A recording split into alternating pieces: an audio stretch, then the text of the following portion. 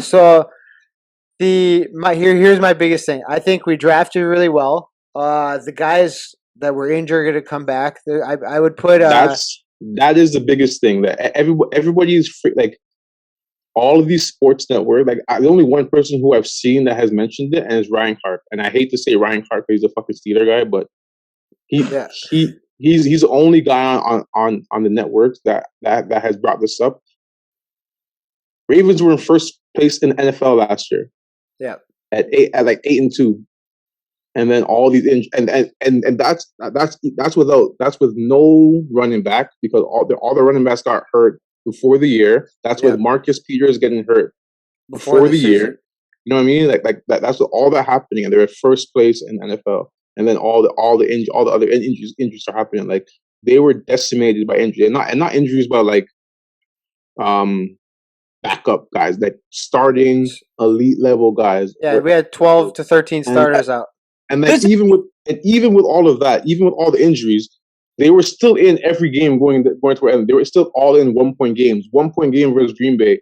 Like whose other game where LA, Baltimore? the Rams, the Yeah, Rams. 1 point game versus the Super Bowl Rams. Like they're right there with Yeah. all the injuries. Like, This is and for people to say, oh, like Ravens are they're not gonna be good. Like people are crazy. but this I got a question, like a serious question. Would following the injury, and maybe it's just a one-off, but does Lamar Jackson need to switch up his style a bit, slow it down a bit, or you think I wouldn't say slow it down. Like that is a very like as a football fan, not even a Ravens fan, as a football fan, like any leg injuries to athletic quarterbacks are like they're like a notch on the belt. Like their career is gonna huh? the mover too? Like he moved, Yeah, like he, for you know sure, what I for mean? sure. So for sure he needs to be more aware of running and he needs to um